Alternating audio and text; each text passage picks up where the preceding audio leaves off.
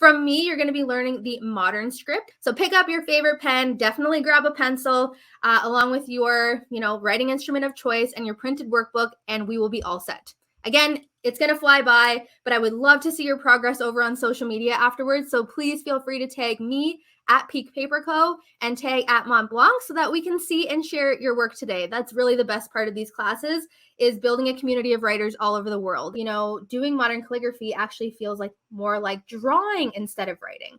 And that's because it takes a series of individual strokes to create every word that you write. It can take up to 5 minutes to write a single word because you are writing a stroke, lifting, writing another stroke, lifting. You're connecting strokes and drawing your letters. That's why I said it feels like drawing instead of writing. You can see in the example I showed you with my watercolor workbook, I have a lot of what's called bouncing. So if we picture, a straight line going across the bottom here, you can see a lot of my downstrokes going below that baseline. That's something I'm going to teach in future classes about modern calligraphy because it's something that does make it stand out compared to other forms of calligraphy. But again, just to give you a visual reference on eventually what the skills that you're learning today will help translate to as you get further and further into your practice. Roll back your shoulders, give yourself a pat on the back that you have made it this far. I know, again, when you try something new, it can be really frustrating and you want it to be fun.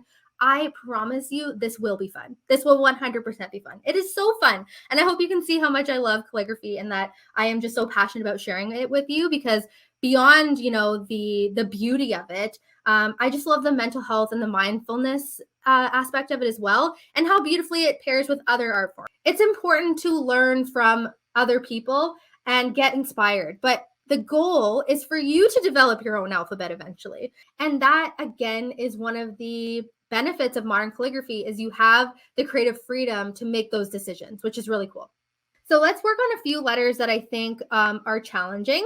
I'm going to skip over kind of the first set here because we went through them. But let's talk about a letter that is written in one fluid motion because, as I said, it's very rare, and that is the letter H. So I just want you to watch me do this letter H with my flexible nib so that you can see when I'm transitioning my pressure.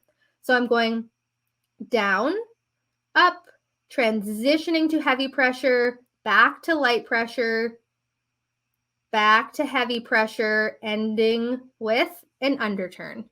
What's most important to think about when you're connecting your letters is that the spacing between your letters, so the length of your exit strokes, should be consistent.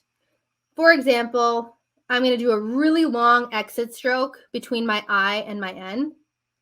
And then I'm going to do a really short exit stroke with my S, and a really long one to my P, and another really long one to my I, but a short one to the R, and a short one to the E. Not great. It just aesthetically doesn't look awesome. And the reason for that is that visually our eyes are looking for consistency. I also showed you that some of my letters are facing straight up and down, and some of them are on an angle. And the combination of those mistakes make for a very not visually appealing word. Have your alphabet sheet next to you so that you can look at what the first or last letter of your name is. So my initials are B and D, so I would want to pick out what the B and D are. Grab a pencil instead of a pen, and we're going to mark our initials just in pencil before we go and ink them. So again, my initials are BD. So I'm aiming somewhat for center. I'm putting it in pencil first, and that way if I don't love it, I just erase it and start again. Again, because I wrote it in pencil, while I'm inking, I can actually make some of those decisions. So I'm just going to move over the D slightly so that I can extend it a little farther. And all I'm going to do is erase the pencil lines once the ink is dry, which is pretty quickly, and go from there. So again, thank you so much for being here. If you have to hop off, it was a pleasure, and I will see you for part 2 very soon.